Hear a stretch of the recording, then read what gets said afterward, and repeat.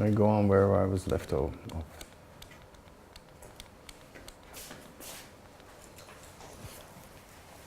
Okay, so thanks everybody for coming back, and today I'm going to talk about an application. There was one thing I forgot to say yesterday, and that is actually an important remark. You could say, why does large deviation work? Why does it have such a nice structure? And the reason is that since large deviations is about extreme events, if a process, random process, tries to do something extreme, it will do it in what we call the least unlikely of all the unlikely ways. So it is doing something optimal. And it is this optimality that brings a lot of structure into the theory. And that is also why you see variational principles around. And that is really the reason why it works. If you do something extreme, you will not just do it in a silly way, you do it in a very structural way. And that structure is what large deviation is trying to capture. Okay, I'm going into one application here, and it's the following. I want to consider two independent random walks on the d-dimensional integer lattice, both starting at the origin, and these random walks can have arbitrary transition kernels, but I'm assuming that the transition kernels are symmetric, so a step in one direction must have the same probability as a step in the other direction, but any step is allowed. So this may be simple random walk, which only steps between neighboring sites, but it could be anything else.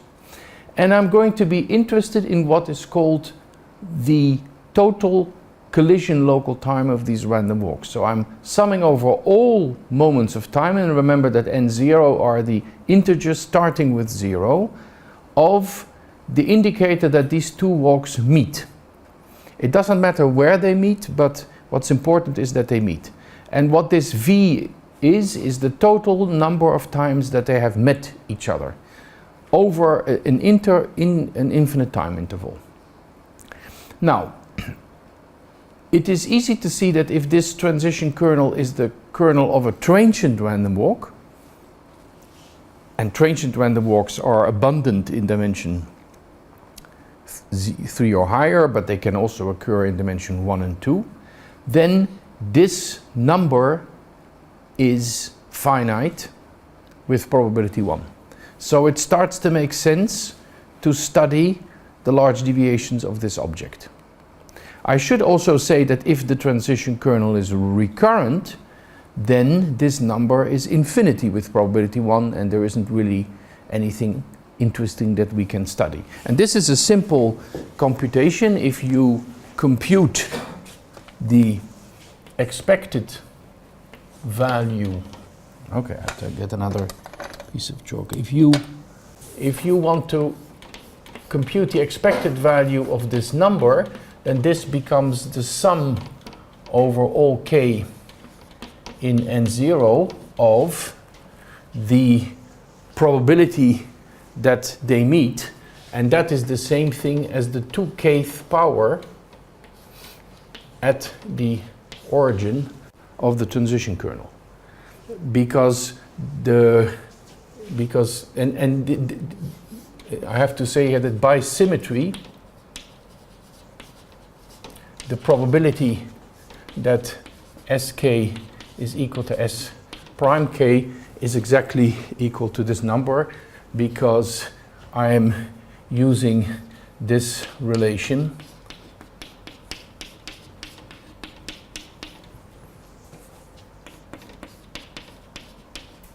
is the kernel iterated twice and then looked at the origin.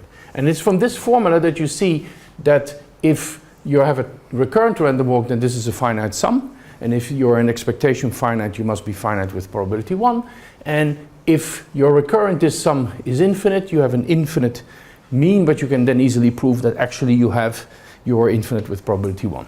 So I want to restrict myself to transient random walks and ask myself, can I say something more about this number? And So here's a picture of what such a collision local time is. You have two random walks starting at the origin. Here is one path, and this is space, and this is ZD. I've drawn it just for one dimension, but you should imagine that this could be, that this is actually the d-dimensional entity of time. And you follow this path and you say, how often do you collide? And this would mean that up to this time there have been 5, well actually here also since you start at the same point you actually have 6 collisions up to that time here. And when you're transient, these random walks will eventually go off into different directions, and this number of black points is finite. And I want to understand the distribution of the number of these black points. Okay? So the question is very simple. Now, what are we going to do? We're going to do the following. I'm going to look at I'm going to take a number z, which is non-negative, and I'm going to take the expectation of z to the power v. So this is a kind of moment generating function of this random variable v, where if I would replace z by e to the something, okay?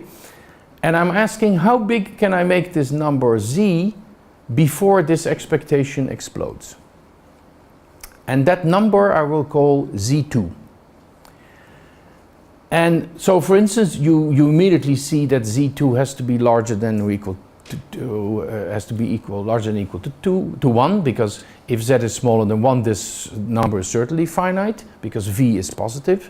But it could be that v has an exponential tail. It's hard for two random walks to create very many self-intersections, and then this z2 would be a number larger than 1. And at this moment I don't know what this number is. I cannot easily compute it. We will see it later, but I want to define it. And at the same time I want to define something completely similar when, however, I freeze one of the walks. So this is the question now: freeze one of the walks, ask what the expected value, what the moment generating function is of this v when you average only over the other walk. So there's a difference between these two. Here I'm only taking an expectation over s prime, the second walk, but keeping the first walk as fixed. And here I'm taking the expectation over both.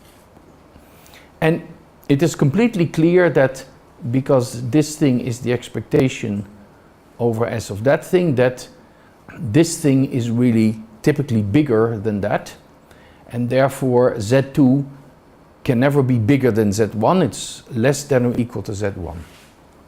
Okay, and my question is, when is it the case that they're not the same?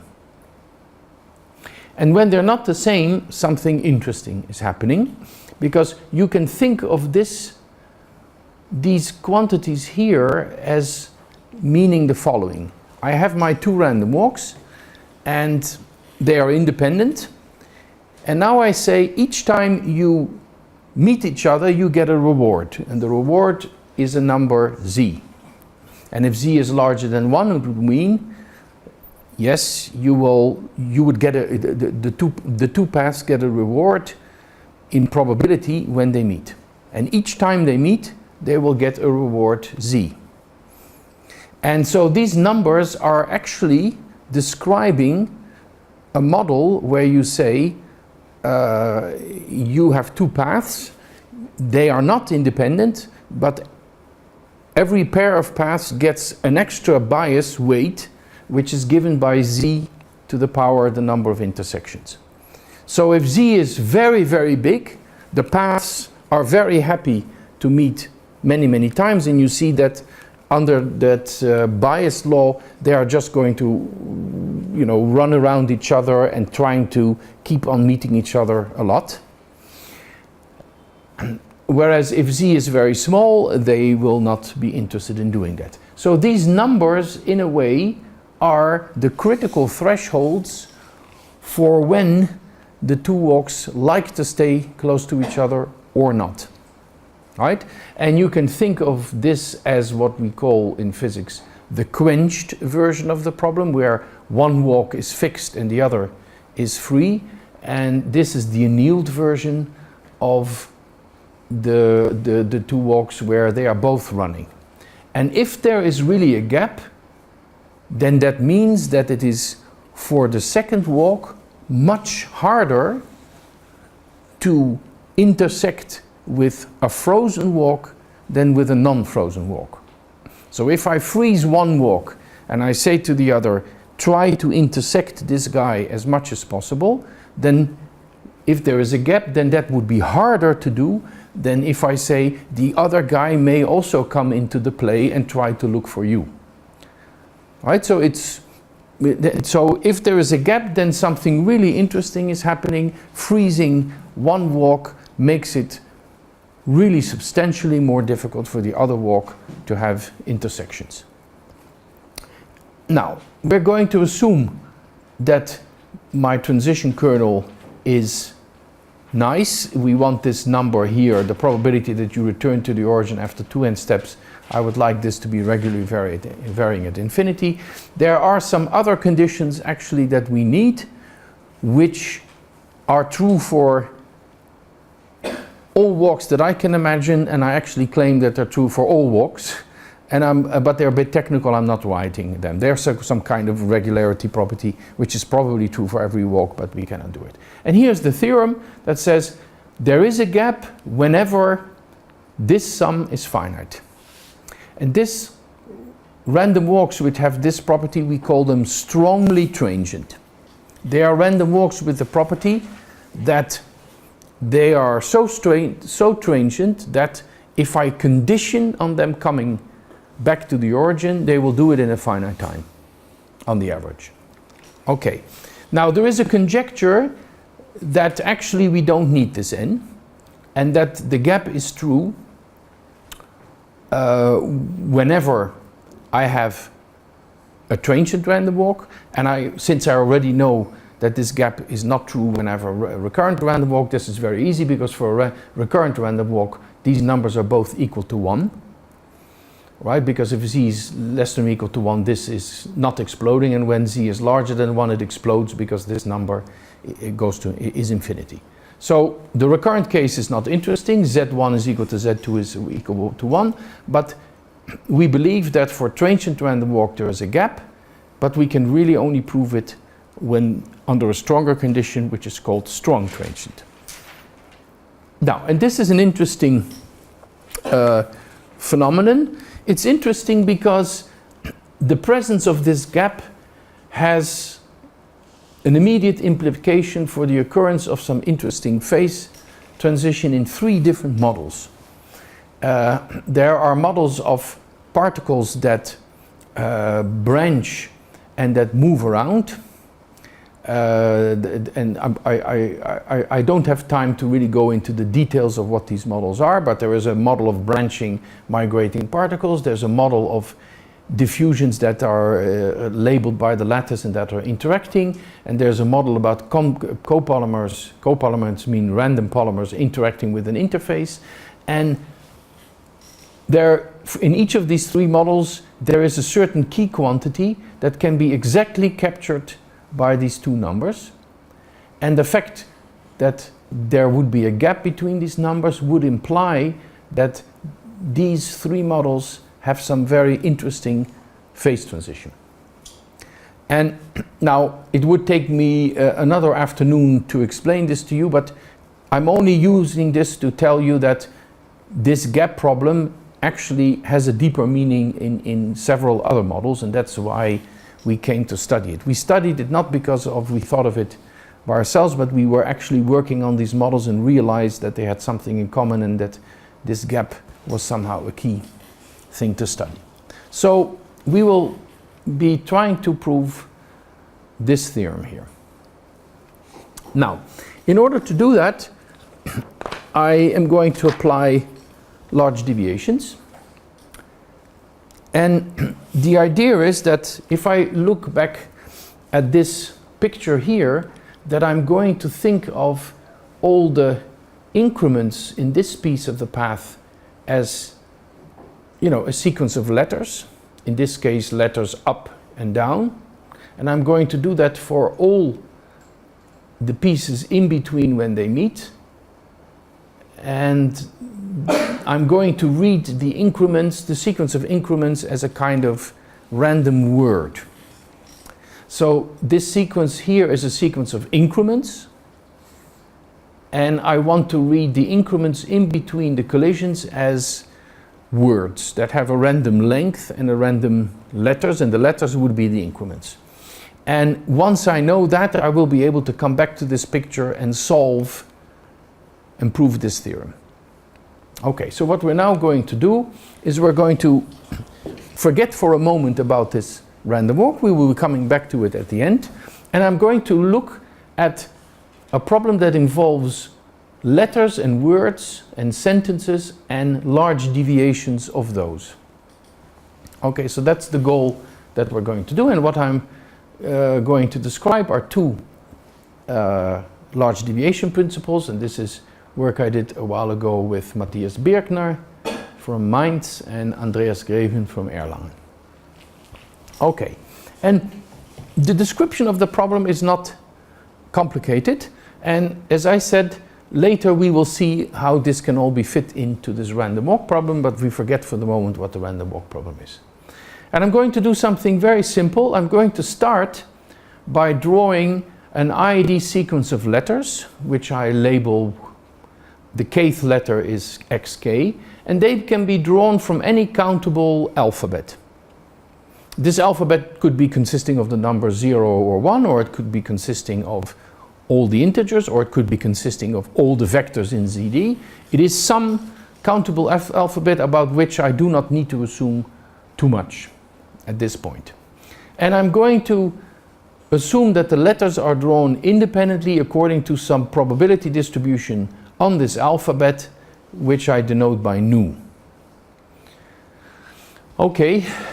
And then what I'm going to do is I'm also going to draw a sequence of times, an IID sequence of times, which I call renewal times, and they are drawn from the positive integers according to some law rho.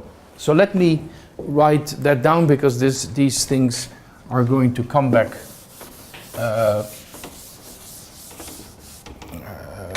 more often. I'm having so these are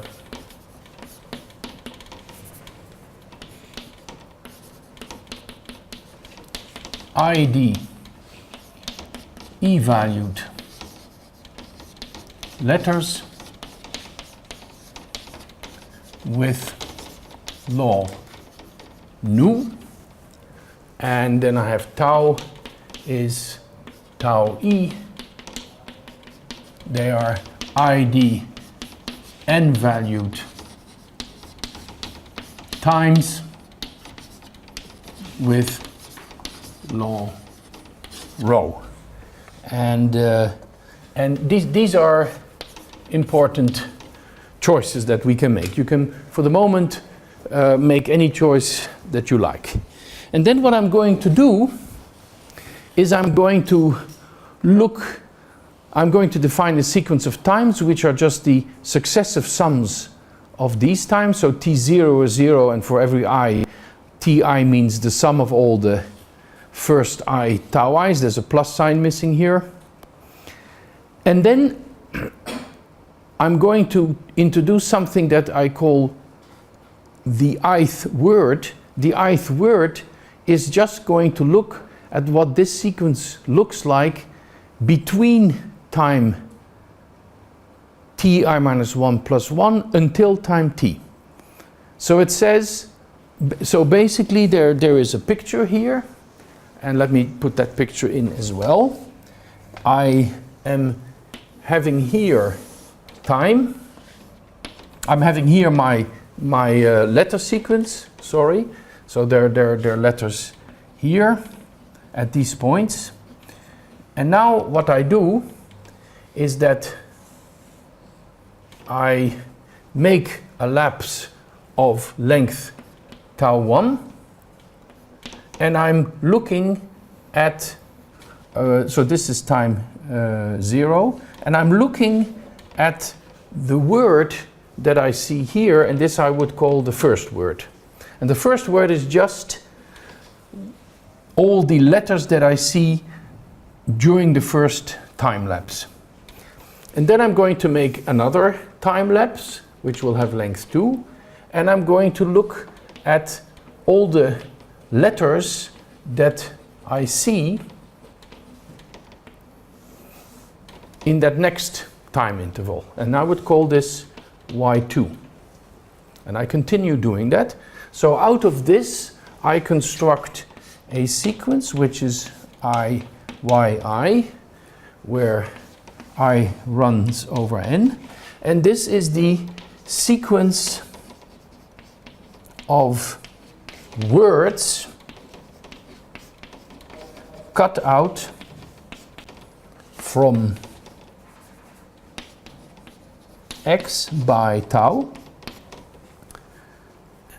And you could think of this thing, if you wish, as an infinite sentence. Just an infinite sequence of words. Okay, so that is the object that I'm building. And here is this picture again, which I have on the blackboard. So it's very simple. You give yourself a realization of this sequence of letters, and now you jump forward always by these random times, and each time you look at what you have jumped over, and that gives you a random word, and the word has a random length and a random content. Okay, and I'm interested in the sequence that I see here. So what does this random variable live on? It lives in the sentence space, where first of all there is a word space, which I call twiddle, and this is just all finite words drawn from the alphabet, which is written here.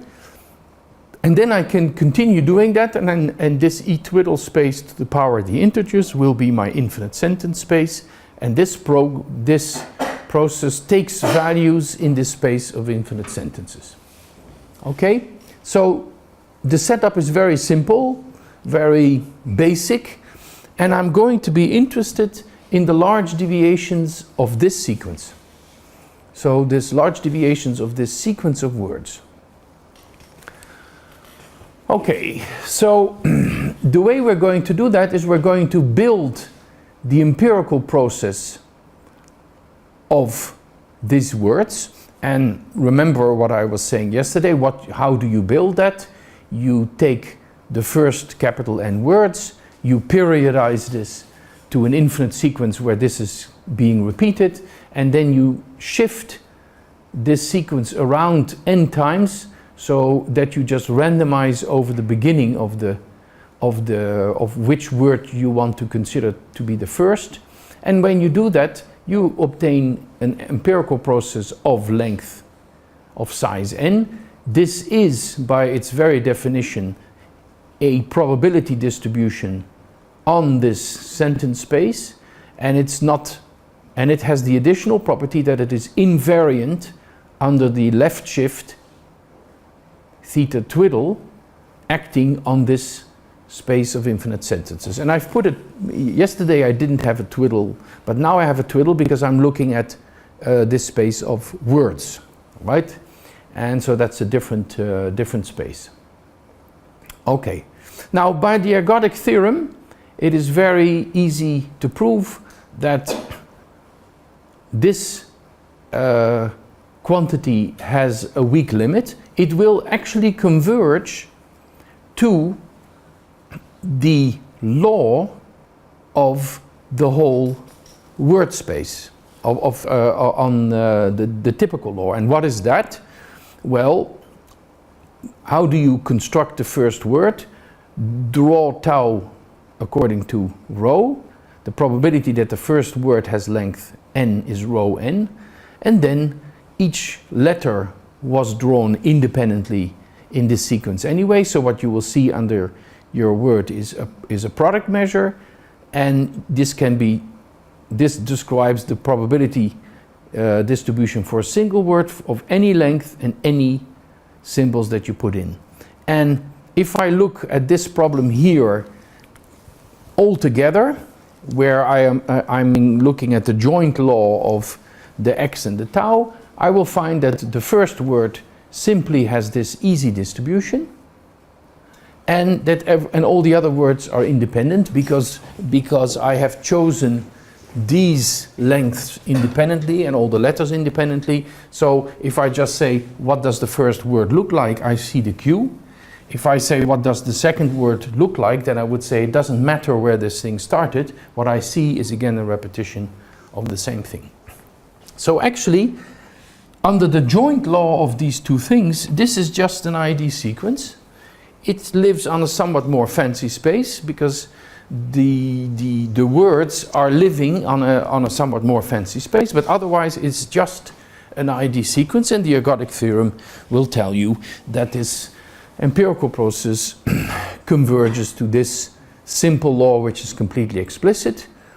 The moment you give me what rho is and what nu is, we are there. And for instance, here you could choose these things to be plus or minus 1/2, and maybe this could be any law that you like, and so the limiting behavior of this law is very simple. Okay, now what I'm interested in is the large deviations of this object away from its typical behavior. That's what I want to study. And later I will show that large deviation principle will be the key to understanding this behavior of these two walks that are intersecting. Okay, but that will only come towards the end. Okay, now since this is an ID sequence, there is a large deviation principle that is simple. It is the large deviation principle that we encountered yesterday. If you look at the probability distribution of this quantity under the joint law of the letters and the times, then this is just a large deviation principle for an ID sequence of random variables that lives in a slightly more fancy space, which is this word space, and therefore it will satisfy a large deviation principle in the weak topology with rate n, and with a rate function that is just the specific relative entropy of the measure that you want to be close to in this shift invariant infinite sequence space relative to your law, right? And so if you say, what is the probability that I'm doing something close to this easy limiting law, then that would be tending to 1, because then the relative entropy is 0. But if you want your empirical process to look very different from this ID sequence, then you have to pay, and what you have to pay is the specific relative entropy of Q with respect to this easy reference measure. And this is true for any Q that you choose on your infinite sentence space. And so this is a very big space of all shift invariant stationary distributions that also can describe very dependent processes Q, but the large deviation principle will tell you that this is the rate function. Okay, and this is an object that we have a description for. I was talking about this yesterday. Now, this rate function is lower semi-continuous. It has compact level sets. It's actually affine, and it has a unique zero which only appears when you want the Q to be the typical behavior. Okay, so that's easy. As long as we are interested in this thing under the joint law of x and tau, we have very classical stuff. There's nothing new under the sun. It gets more interesting if I'm going to do the following. I'm going to ask myself, can I also understand the large deviations of this empirical process when I freeze the letters and I only allow my jumps to come into the game? So what would happen if I would say the letters are no longer playing the game, they are frozen. I am now somebody who looks at a frozen sequence which is there and is not changing, and I'm supposed to make jumps so that my empirical process of words is close to something that I would like to choose and call Q. Then the problem becomes really different and difficult, because if I jump, I see a certain word behind me and I see a certain word before me. Now, if I would have made the jump a little longer, I would have seen something different here and I would have seen something different there. And my letters are frozen. Before they were not frozen, so everything was random, and no matter how far I jumped, I would still see the same thing in probability distribution in front of me. But that's no longer the case when you freeze the letters. You say the letters is there, and so it starts to, whatever the probability distribution is of what I see in front of me, depends on how I was jumping. So the moment you freeze the letters, finding a large deviation principle becomes very difficult. Now, nevertheless, I can state a large deviation principle, and I need to define an additional object in order to do that. And that is not very difficult. Suppose, look at this. Here I have been cutting out of an infinite sequence of letters an infinite sequence of words. I could do a reverse operation. I could say, suppose you give me a couple of words, I can glue them one after the other and I get a sequence of letters. So I can introduce a concatenation map, which is just the opposite of a cutting map, that says if you give me any sequence of words, I can put them one after the other, forget where every word started and ended, and I get an infinite sequence of letters, and I would call that a concatenation map from the sequence of words to the sequence of letters. Now that map is very simple. It's as simple as its opposite, where you are cutting words out of a letter.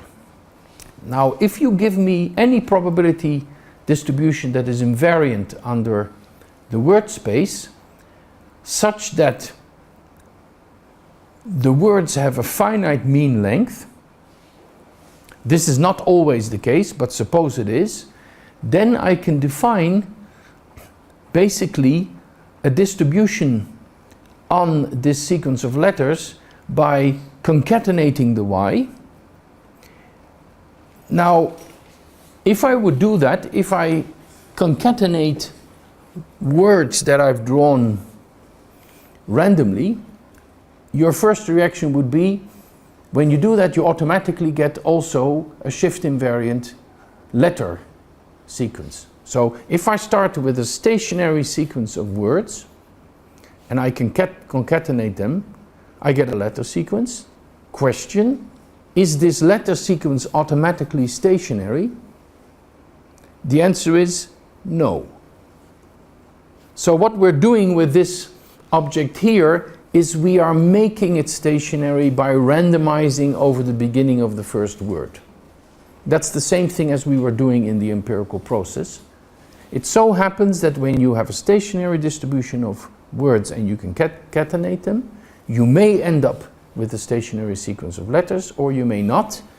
And this is a way to re-stationarize the sequence of letters by just shifting it over the beginning of the first, everywhere in the first word, and then taking the expectation and dividing by the mean. You get a probability distribution on sequence of letters induced from the probability distribution Q on the sequence of words by this concatenation map. And the only little drawback that you have is that you have to re-randomize the beginning of the first letter over the first word in order to make sure that you really get something stationary. Sometimes you don't have to do that, but in general you have to. So you have to think of this psi q as a probability measure that is shift invariant now on the sequence of letters that is induced by the concatenation map from the sequence of words. So I'm saying you are giving me a stationary sequence of words, whatever it is, glue them together, randomize the beginning a bit. What you get is a stationary sequence of letters, and the law of that stationary sequence of letters is psi q. That's all that you have to remember. If the mean word length is not finite, then unfortunately I cannot do this, but I can do it in an approximate sense by cutting the words when they become too long and then passing to a limit. We call this a truncation approximation. So I could decide that very long words above a certain length, I forget the rest of the word, but if the cutting length is very big, then this will give me a good approximation of what is actually going on. Okay, so with every q there is a psi q associated with it. Q lives on the sequence of words, and this lives on the sequence of letters. Now, here is the annealed, here's the quenched LDP. We're going to look at the empirical process conditioned on the letter sequence. So the letter sequence is frozen, and the statement is, for almost all choices of this letter sequence, and remember we drew the letter sequence according to this product measure nu, where nu was the one according to which I chose my letters from the alphabet. For almost all choices of x, this conditional large deviation principle, this conditional distribution for the empirical process satisfies an LDP with a certain rate function, which we will talk about in a second. I need to make an assumption. What I'm writing down is true for all choices of rho that are the following. Rho is n to the minus alpha plus little o of 1 as n goes to infinity, rho of n. So where alpha can be any parameter between 1 and infinity. So I'm assuming that these times have a polynomial tail with an exponent alpha. And the exponent can be anything you like. Okay. Under that condition, this conditional rate family satisfies a large deviation principle with rate n and with a rate function. First of all, this rate function turns out to be deterministic. It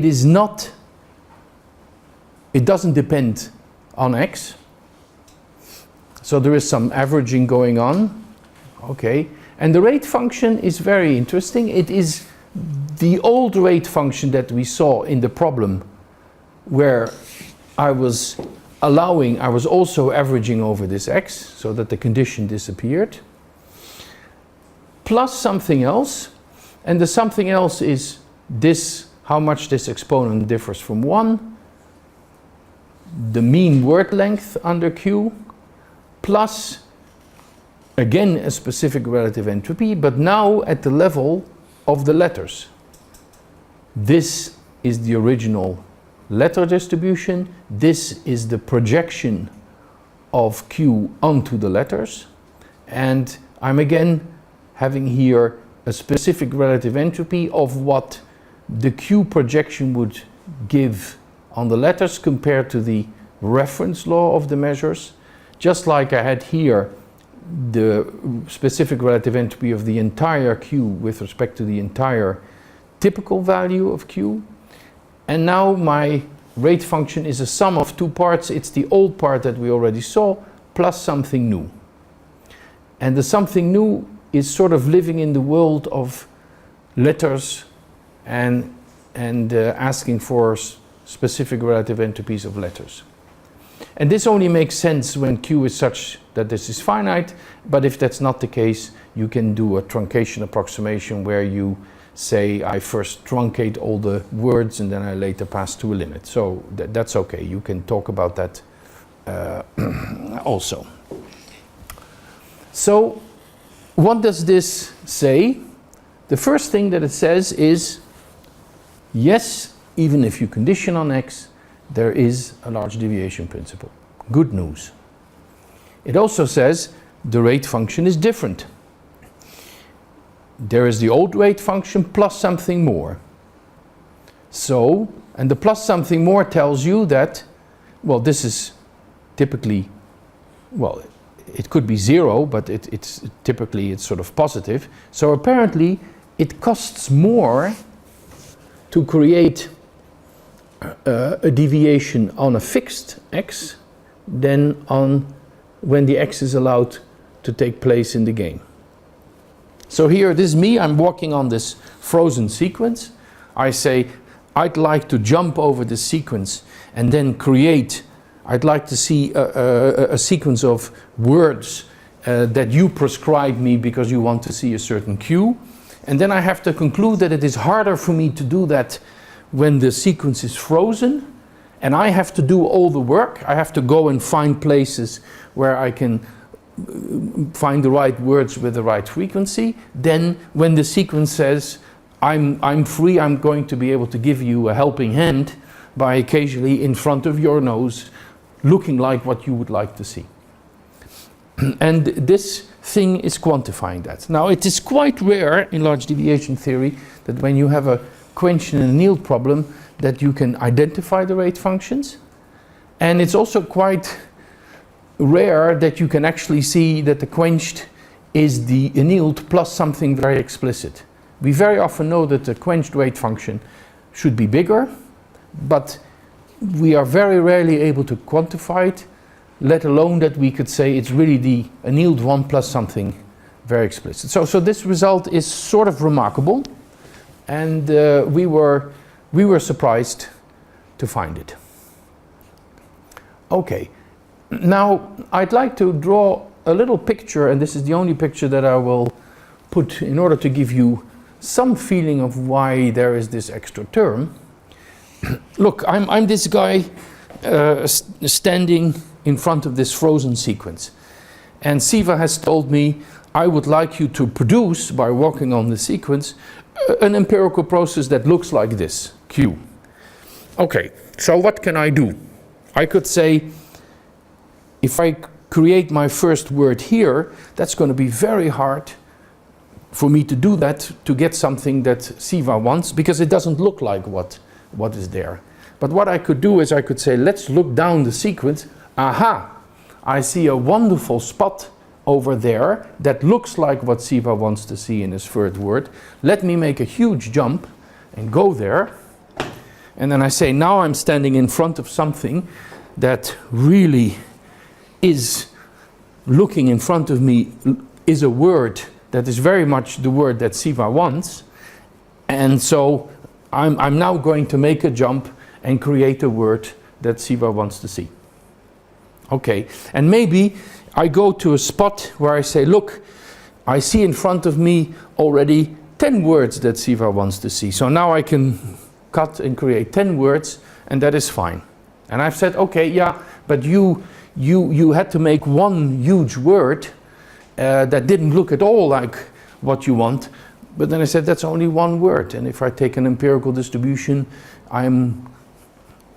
what is one word if most of the time I do the right thing? So the trick is that the way you create your large deviation is that you will look for spots in the medium where you can create with small steps a very large number of words that look like what Siva wants. And you can do that. You can look for pieces in the medium where you can do that. And then all you have to do is to make a very small number of big jumps to go to these regions. And as long as these regions are very much more in number than these few here, these few I will never really see in my empirical distribution because I'm doing a large deviation in the weak topology. Okay, so that is sort of the secret behind the large deviation principle. And what is happening is that in these pieces, I am essentially paying what I would see if the x's could play in the game, because I'm simply looking for stretches where the x is doing for me what I want. And the other term, the extra term here, comes from the fact that I do have to pay a price to move to the regions where I can do something nice. There will not be many such loops, so since they will be very few, I will not see them in the limit for the empirical distribution, but they have a serious cost, because a very long loop is very unlikely, and it's the cost that is captured by this object here, and that's also why this parameter alpha, which determines the cost, is appearing in here. So this is a part that I pay for doing large deviations on stretches that I found that cooperate with me, and this is the part that I have to pay to find these stretches. Okay, and that's it. That's all that is behind this. So, and this is typical for the quench situation. If I would be in the annealed situation, I could simply create this long sequence in front of my nose and everything would be taking place here. But now in the quench setting, I must find, I must look for good stretches and do it there. Now, you have to worry about lots of things here, but basically what we find is that the quenched rate function is the sum, very unusual, of the annealed rate function and an entropy term involving a certain tail exponent and a certain concatenation randomization. Right. And so we have been successful in finding the quenched rate function. I am not in a position to give you the full proof of this because it's really very complicated. We use ergodic theory, we use combinatoric large deviation theory, entropy estimates, compactification, modification arguments, projective limits. It's very difficult. Surprisingly difficult, and it was a big struggle. It took us quite a long time to actually prove this theorem. But fortunately, something interesting came out, and what came out is also very explicit. Because what often happens if you do large deviation theory in some kind of random environment like we are doing here, where X is a random sequence, you often find that yes, there is a quenched rate function, and no, we're not able to compute it. We may be able to say a few nice things about it, or prove that it's bigger than the annealed rate function, but it's actually quite rare that you can compute this. And here there is of course a very beautiful structure. There's you know, you're cutting this words out, and everything has a certain direction in which you cut, and the gluing is also a simple operation. So there is something simple about this model that still allows you to really get your hands on this whole rate function. Okay, the rate function is not particularly easy because these are specific relative entropies, and if Q is a very complicated thing, then psi Q is a very complicated thing, and these numbers are not easy to compute, but at least we have something in our hands. For most quenched models, you simply don't have anything except some kind of abstract thing. Is it crucial that the two random walks are identically distributed? No, I think if they would not be identically distributed, this measure would be different and that measure would be different. But in order to actually prove this theorem, we are making serious use of the fact that the letters are independent and that the words are independent, and it would require additional work to get away from that. I had a short paper with Julien Poisat in which we made the letter sequence be very mixing. So that you say they are not independent, but they are exponentially mixing. And then we could go through the steps of this proof and say, this is the same, that's the same, here you need to change your argument a bit, this is the same, that's the same, here you need to change your argument. So that we could do. And so certainly under strong mixing conditions you can make this work. And then these reference measures would become different, but they would still be very nice. And specific relative entropy is well defined, etc. So yes, you can do something here. Okay. Now,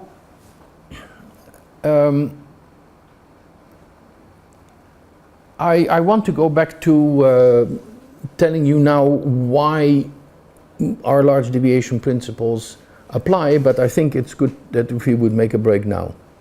Yeah.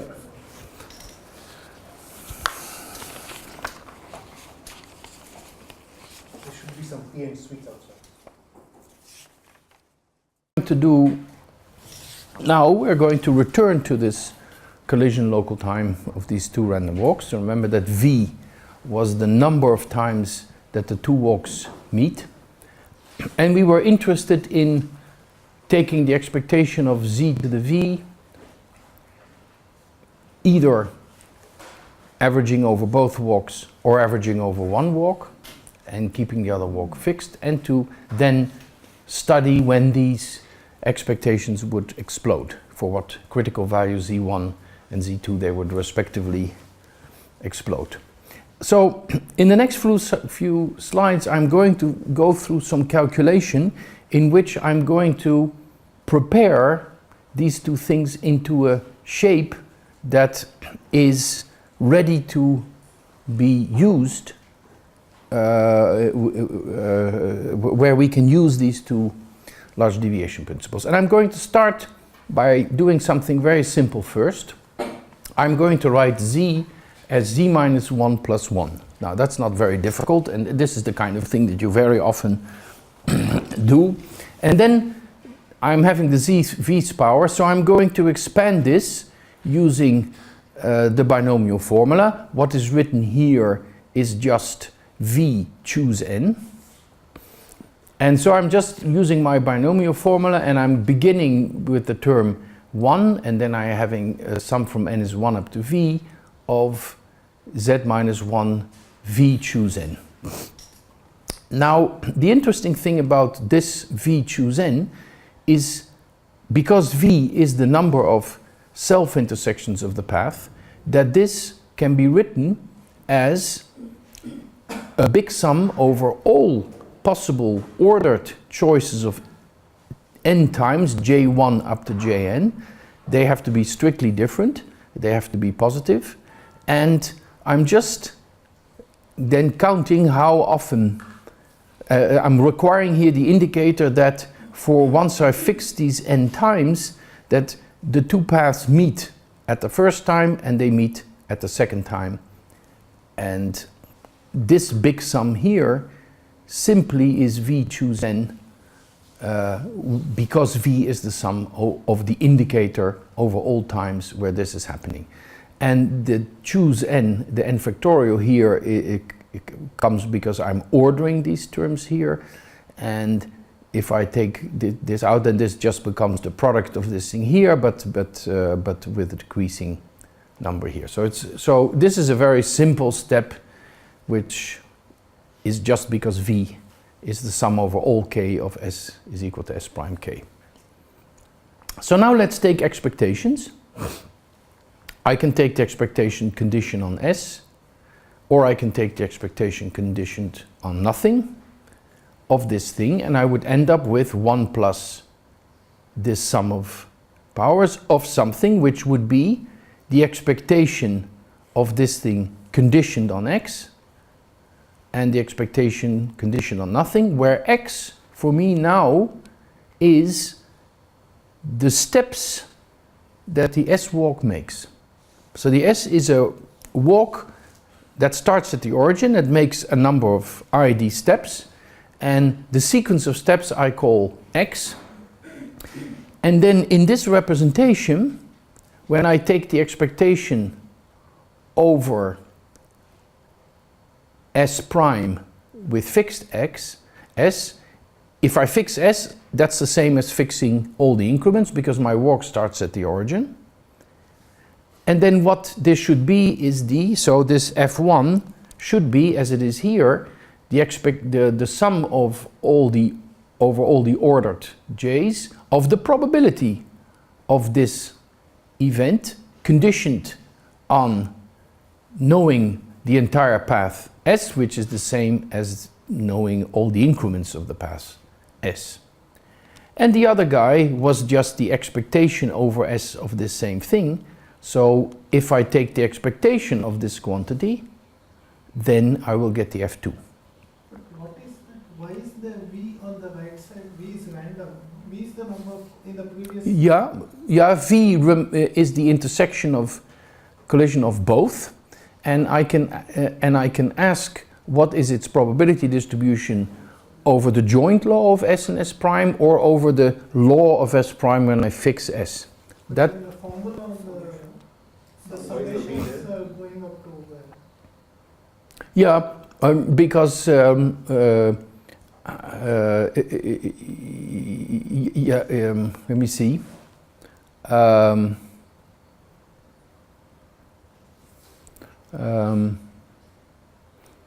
Yeah, no. This is still a random variable. I'm sorry. Yeah, no, you're right. This should now be going up to infinity. I'm sorry. Yeah, no, this should go up to infinity. That's a typo. Thank you. Right. Right. Thank you. That's important. Okay. So I was interested in studying the blow-up critical values where these things start to become infinity, and I now have written everything in terms of some object and the expectation. This thing is the expectation of that object over X, and what that object is just you freeze the first walk S, and now you require that the other walk hits that walk at exactly the times J1 up to Jn, and then you may sum over all possible outcomes of this J1 to Jn, because you're saying I didn't care when these collisions were going up. This is basically the probability condition on X that I will have at least n self-intersections. Okay, so we need to study this object here. And now we can see how we could use this idea of the letters and the words. I'm thinking of this as a letter sequence. This is a sequence of ID steps that the random walk makes using its transition kernel. And so this now, the steps of the walk S, I can think of as a sequence of letters where the alphabet is just the d-dimensional integer lattice. So I can do that. I can think of the increments of my walk as generating an infinite letter sequence, which are just the sequence of steps. So I'm going to think of this as a sequence of letters, even though it originally was a sequence of steps. And I'm saying if I know all these steps, then what is the probability that the other walk manages to create at least n self-intersections? That's what we're trying to compute here. And I claim that comes out of a large deviation principle, because I'm going to think of the other walk as trying to sort of hit the other walk and make these self-intersections. So how does that go? I'm going to go through some computation in which I'm going to argue that this object that I'm interested in actually is some expectation with respect to the empirical process as we've seen it before, with respect to some function that I will give to you on the next slide. So I'm claiming that this object has something to do with the empirical process as we've seen it before. And I do this in the following way. I said, what is this? You wanted me to find the probability that given I freeze one work, that the other work exactly hits at these times. Well, let's write that down. There's still the sum that is in front of everything. And I say, you want to hit this walk, for instance, at time 1. Well, then your second walk must move in a time j1 minus j0, and I call j0, 0. That's the... In that time, it must move to the point that my random walk has reached at time 1. And that point is just the sum over k running from 1 up to j1 of xk. And then you must do that again. So now, over the next time interval, which runs from from j1 to minus j2, over that time interval, you must now make a further displacement, that you must make the same displacement that the other walk does in the next time interval. So each time you say, what is my random walk doing? You want me to intersect after a particular time. Well, then I have to make sure that I'm at that site of the other random walk at the same time. And that's what I do. So I can simply write this out in terms of a long sum and a product of transition kernels of one of the free random walk over something that depends on a frozen sequence. Now I'm going to do a little trick. I'm going to bring in the product of the rows, and I'm going to divide by the product of rows. So I'm doing something that will be useful later. I'm bringing in something and I'm correcting for it here. So I'm writing this product as the exponential of a logarithm, and then I put this in front and I have to correct for it here. Okay, and now I'm going to say, but if I look at this thing here, then this is exactly the law of my renewals, because every renewal had a probability distribution rho. So this thing here is the probability that my free random walk is exactly, my free loops here are exactly cutting out these intervals, and they're doing that with this probability. So this is the probability to see n renewals of length given by the increments of this sequence.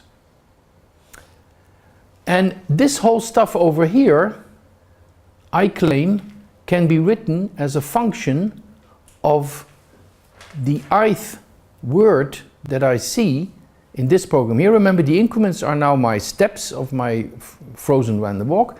These are the time lapses. And I'm saying this kernel depends on the time lapses, because the time lapses are here and they are there. And they depend on all the letters that I see in the time lapse. And that's exactly something that is the letters in a word. So I claim this whole thing is some function of what the ith word is, and the ith word for us is a word that has a length ji minus ji minus 1, and it sees as letters the letters x j minus 1 plus 1 all the way up to x ji. So what you see on the right hand side here is just a functional of the ith word. When I interpret this with the steps as the alphabet. And therefore, and I will tell you in a second what this is, well, let me go and do that. It is just this function. If you pick an n and you pick any steps that take values in your lattice, and for me my alphabet is now the lattice, then this function is just given by the probability that in n steps I move a distance x1 up to xn, summed out, divided by rho n. So this is a function that for every word and every of every length and every content will express my function in terms of the transition kernel over n steps of my random walk, plus the row that I've chosen. So that's good news. So this step was easy, and now I'm still conditioning on x, because x is always frozen. And now I look at this and say, aha, that's nice. This is a sum of from I to 1 up to n of the logarithm of a function of my ith word. But then I claim that this is a function of my empirical distribution of words, because if I divide by n, I can put the n up here, and then I could say, if you tell me how often I see, if I know the empirical distribution of the words, which I get from the empirical process by only looking at the first word, and this pi1 means take your whole empirical process and only look at the first word of your empirical process, then this is some probability distribution on the space of words, and I claim if this function log fi is averaged with respect to that empirical distribution, then that is literally the same as this object here, because this only looks at the ith word. And remember that this thing was defined already by randomizing over the words. So if I sum over all the words and I divide by n, then I'm exactly just looking at the empirical distribution of the words. And if I take the empirical process of the words, and I just look at the first word, I just get the empirical distribution of the words. So we've come a long way. It looked a little bit complicated, but this object that is the key in understand that's this object, and that's the key that we need to understand, can be written in terms of an exponential, and this exponential is the expectation over the random walk s prime, because the random walk s is fixed, and if we fix s or its increments, that's the same thing, and I'm supposed to take an expectation over some function with respect to this empirical process. So if you look at this, you say, well, if you would have an LDP for this process, and we do, then we should be able to say something about the asymptotics of this integral. Right, so now that's what we're going to do. Okay, let me remind you a bit that because this was the expectation of the f1, it's the same thing as the same quantity but not conditioning on x. So what is written here is the same thing as here, but then without the x. And for this quantity, we should be using the quenched LDP, and for this quantity, we should be using the annealed LDP. Now I'm still having this function, and I'm going to make a choice now. I'm deciding that the row n will be Pn00 divided by G00 minus 1. So this is, you can very easily see that this is the normalization constant for that, because the G00 is just the sum over this over all n including 0, and my row was supposed to live only on the positive length. So I'm picking this now as a row. The theory that I had before was perfectly valid for any row, and I say, let me now pick in this problem this particular row. If I do that, then I get something nice, because this is a finite number, because the random walk is transient. And if I forget about this finite number, I divide this by Pn00. Now the probability for a symmetric random walk to go in n steps from 0 to any point is always less than or equal than the probability to go to the origin. Okay, I need to worry about parity. This is only non-zero when n is even, and I should make sure that this is also having the right parity. And in fact, if you look at the original paper, I would have to look at times 2n, but I sort of simplified that a little bit, because that's no issue. then what happens is that this f becomes a bounded function. And that's nice because it's certainly a continuous function. If I change this very, very far out, the transition kernel doesn't change by much if you make a change very far out. So this function f is bounded and continuous. That's good news because these quantities here and this quantity here is begging for the use of Varadhan's lemma, because I have an LDP for this one and I have an LDP for the other one, and I'm having a bounded function, so that's good news. So we can go ahead. Little remark, it's log f, not f. So this function is continuous, it's bounded from above, but it may not be bounded from below.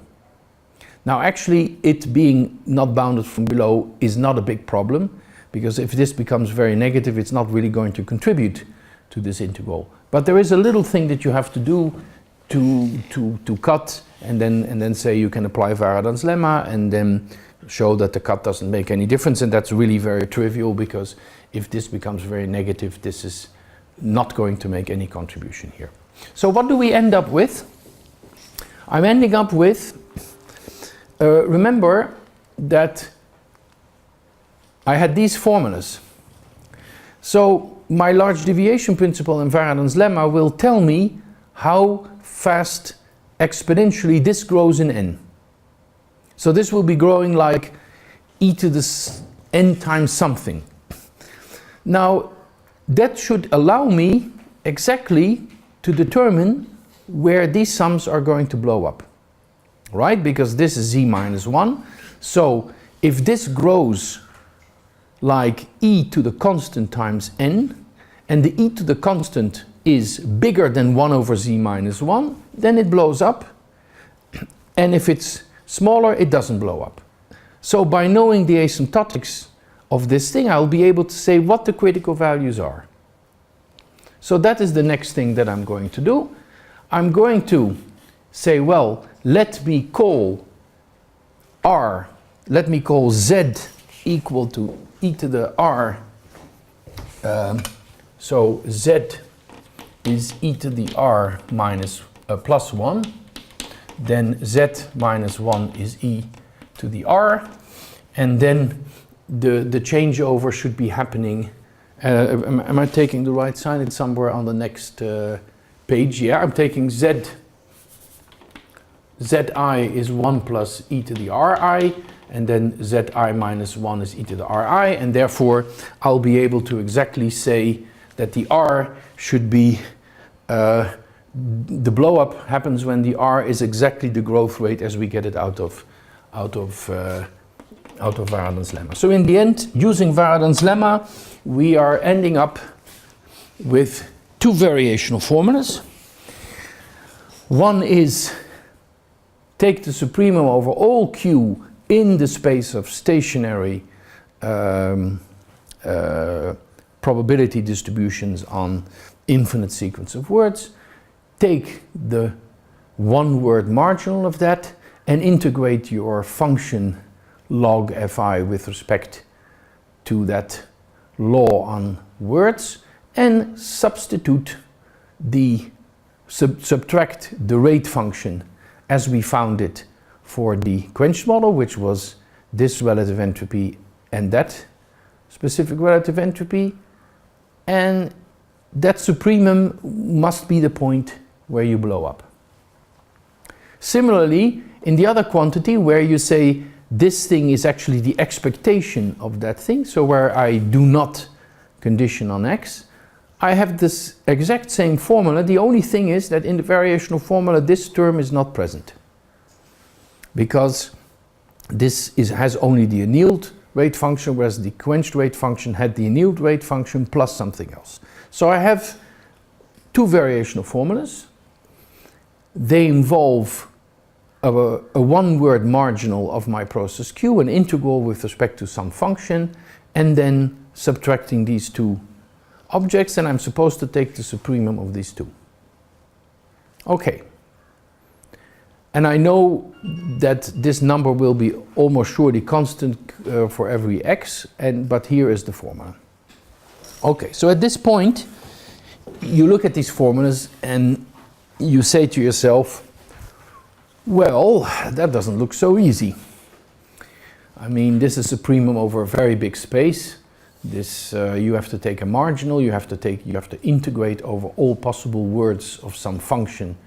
That is not so easy. It depends on your transition kernel, where you have to substitute this into there.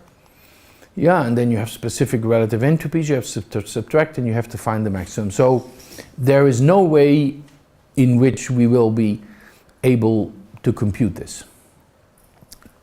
But there is good news. We already knew that R1 and R2 are ordered. We knew that R1 could never be bigger than R2. Well, that's obvious, because here this variational formula is like that, but it has an extra term to make it smaller. So the fact that, so apparently, if I want to prove that there is a gap, all that I have to do is to show that this thing here is really significant and that it brings down the supremum. Now, that calculation is doable because there is something wonderful happening. This variational formula is solvable. Believe it or not, it's solvable. And the reason is the following. This only depends on the one word marginal of this distribution. If I want to minimize the relative entropy over stationary distributions of which I fix the 1 point marginal, so I'm saying I want the one word distribution to be given, but you may be dependent in any possible way you like, provided your one word has a certain distribution. Then over all possible choices of such Q's, the relative entropy is minimal when you take Q to be a product measure, because the relative entropy is with respect to a product measure. So there is something important coming from ergodic theory. The relative entropy of anything compared to a product measure, given that this anything has a one-word measure, is uniquely realized by simply taking for this process the product of the one-point measures. So the relative entropy of something compared to a product measure gets as small as possible when the something is also having a product measure. And that's something coming from convexity properties. So this supremum must be taken by a product Q, because this only depends on the 1 point marginal, and this is minimal by making Q a product. So this variational formula over sequences reduces to a variational formula over a single word. And so this whole thing is equal to the supremum over all distributions over a single word of the integral of the distribution of that single word log fi minus the relative entropy of that single word with respect to a single Q. And that's the fact that it's that reduction is something coming from ergodic theory. If your relative entropy is with respect to a product measure, you like to be as product as you can. And since this is only depending on the marginal, I can reduce this problem to a single word variational problem. And that single variational word problem is very easy to solve. That's just using Lagrange multipliers. And actually what you find is that the second variational formula has a unique maximizer. This unique maximizer is a product measure. And this product measure can be written down completely explicitly in terms of the kernel. It is this thing which we recognize from the F, and here are just independent letters. So basically what you do is you say you tell the random walk to make case n steps, and then this is weighted by looking at this probability kernel, which is the probability that another random walk ends up at the end catching up with you. And there's a certain normalizing factor.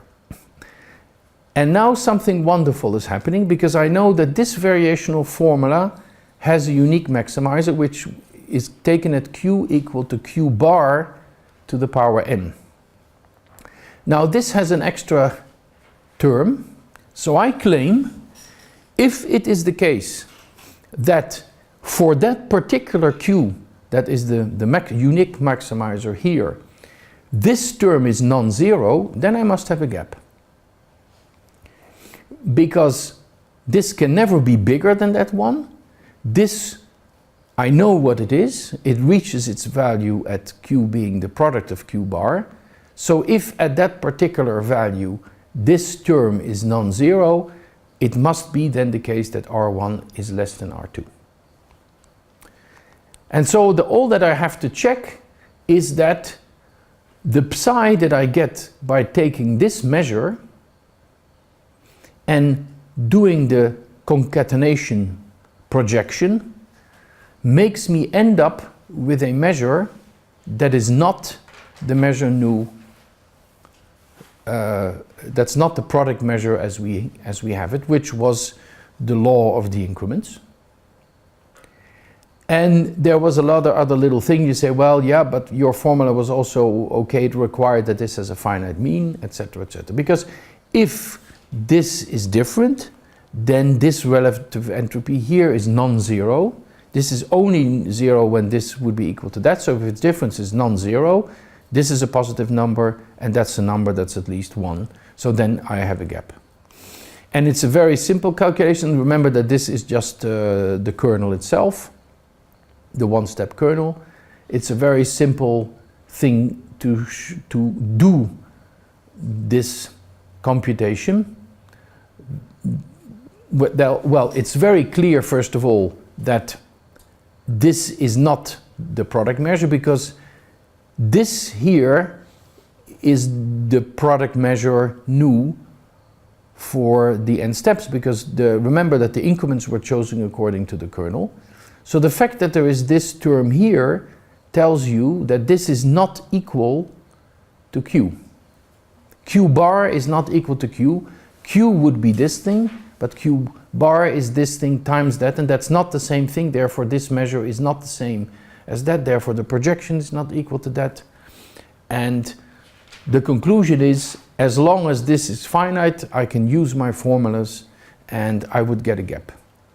And it's a very trite computation to show that this word distribution has a finite length if and only if this sum is finite.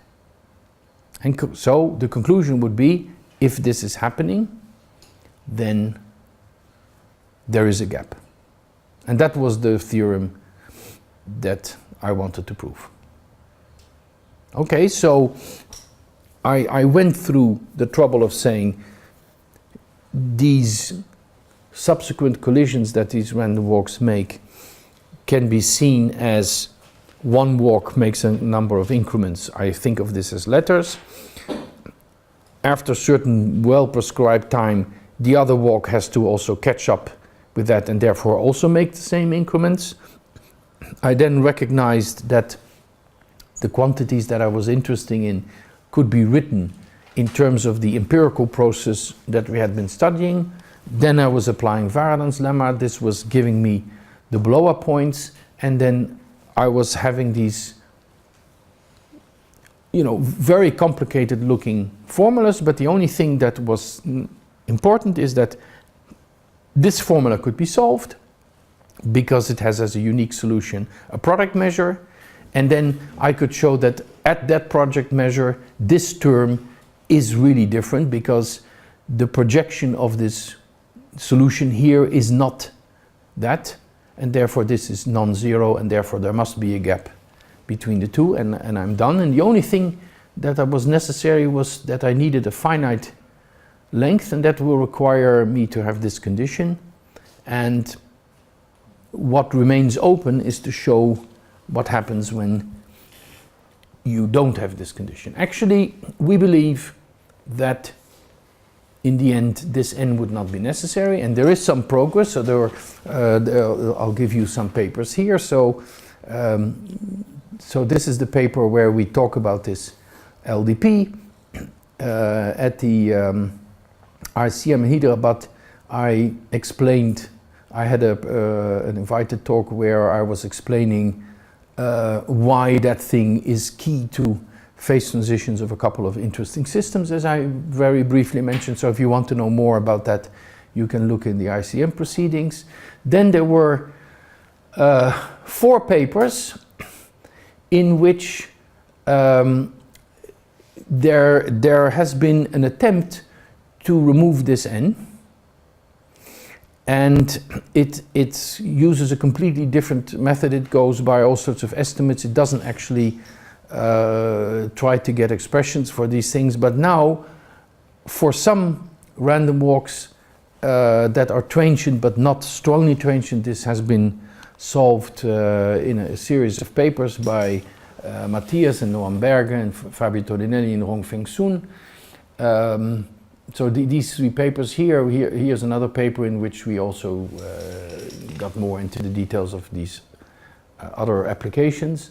And they have results now that when you are, for instance, 3 or 4 dimensional, your random walk has certain isotropies and it satisfies certain moments, then they can also prove that the gap is there.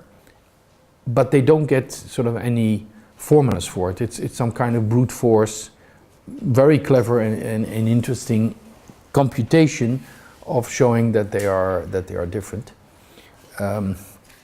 Okay, so that is where the story stops, and it's an interesting application of a large deviation principle in a random environment, and again I want to emphasize this gap is the key to a number of phase transitions, all of which have some kind of random walk representation under them. And this has to do with polymers wanting to stick to an interface, or diffusions that are interacting with each other, or branching processes that branch and particles migrate. And you have questions like, does the population survive or not? Questions like, does the polymer stick to the interface or not? Or when you talk about interaction diffusions, is there an equilibrium or is there not an equilibrium? And then the presence of this gap will tell you that if you introduce certain, that depending on certain parameters, this you can have changes over between different types of phases. Okay, so I'll stop here. Thank you very much for your attention.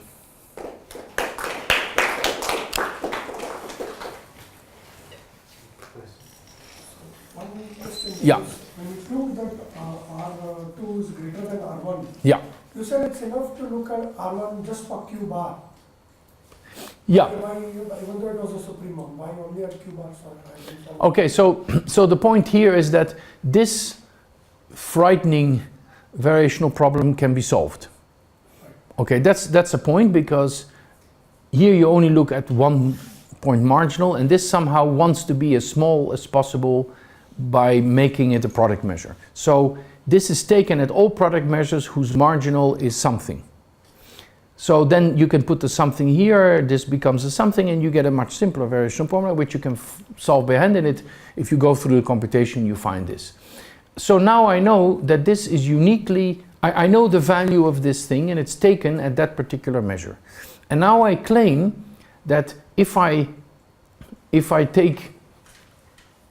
this is already, okay, so this can never be bigger than that because there is this extra term. But if when this reaches its maximum, this is still something non-negative, then this can never stick its head out, this can never reach that, right? Because I know that everywhere else, this can never be bigger than that.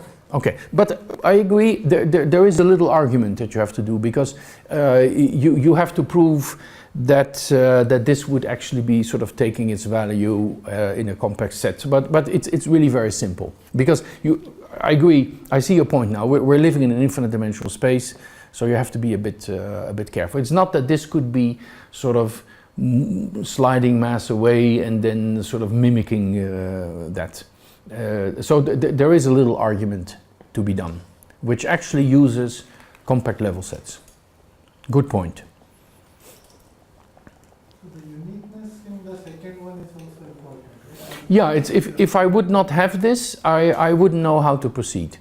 Because then you would say, I don't know where this is taken, and it could be that this is taken to something where this actually becomes very small, because or maybe there would be a maximizing sequence where this could be going to 0, and it's good fortune that you can compute this, and that's because annealed models are very easy. And then when you stick this in, you say, aha, I really get something different.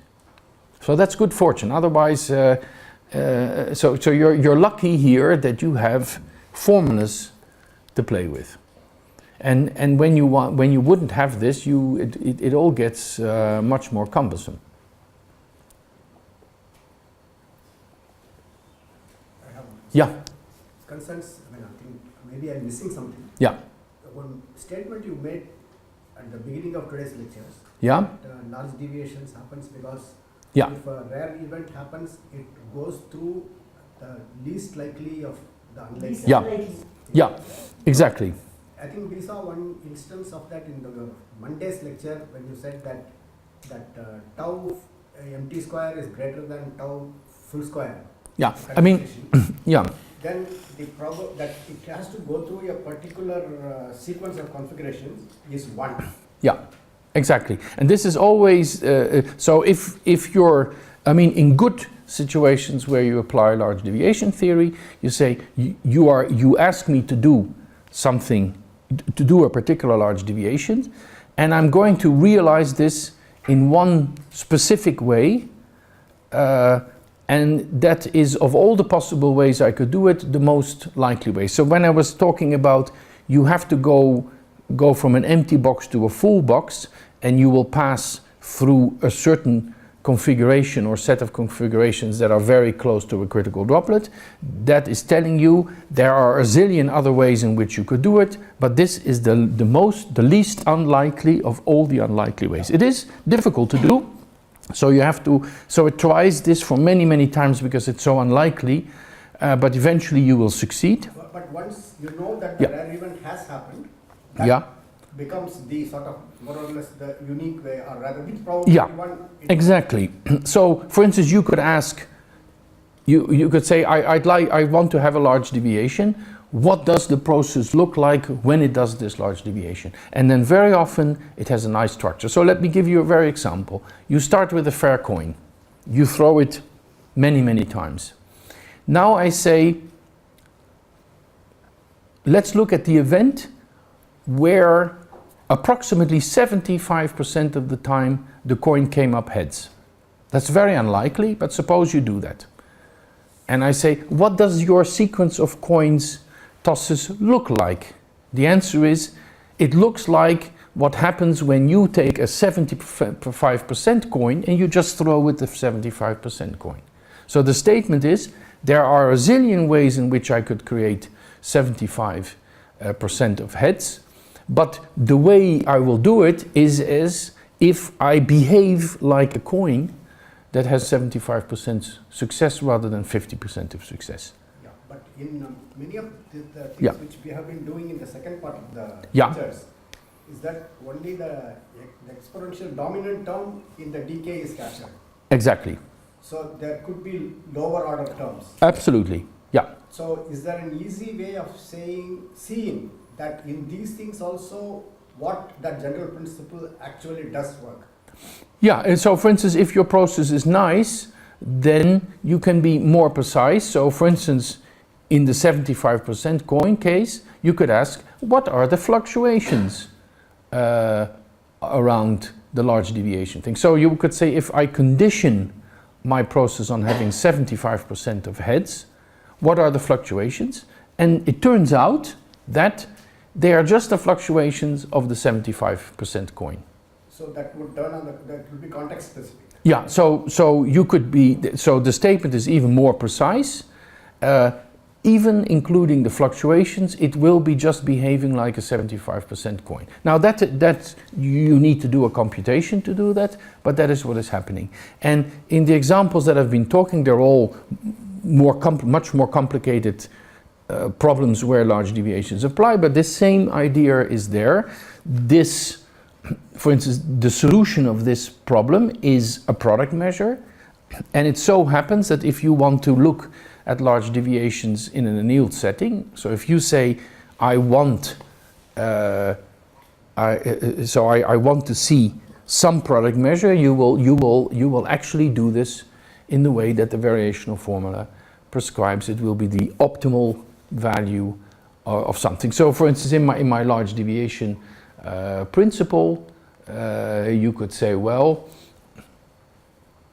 what does the process actually do when it looks like something? Well, then I can tell you what the cost of that is, and I could say, what does the process do conditioned on doing something? And then very often it would be simply fluctuations of a typical process. Likely path. Yeah, exactly. Can you say that has to happen with probability 1?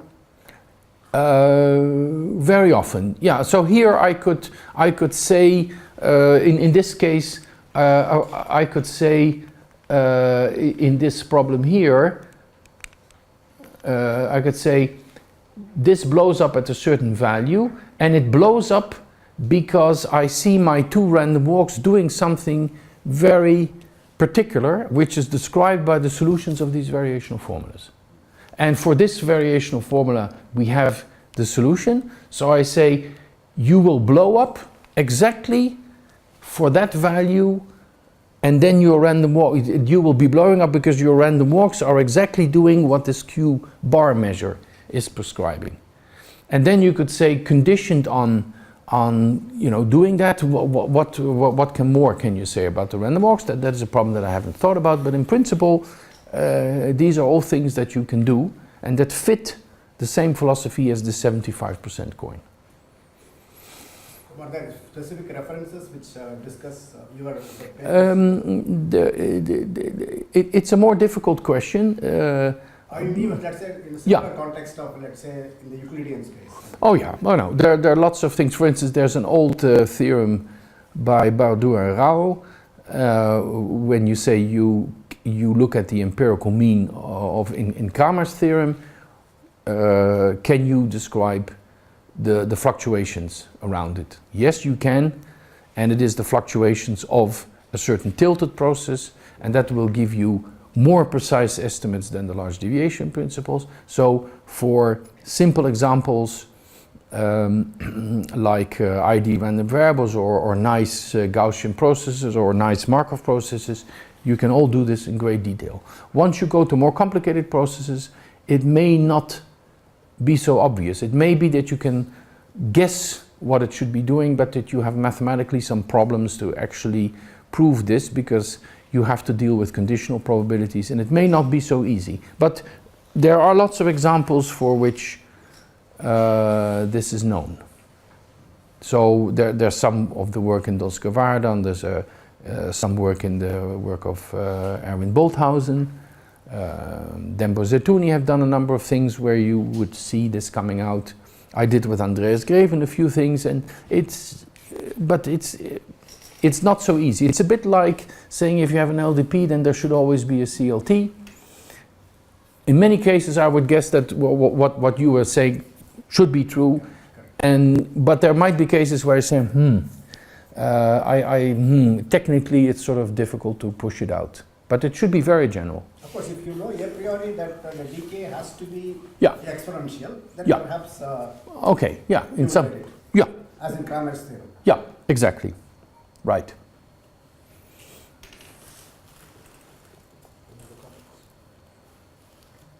This is Frank's last talk. We should thank him for all the lectures. Okay, thank you so much for your attention.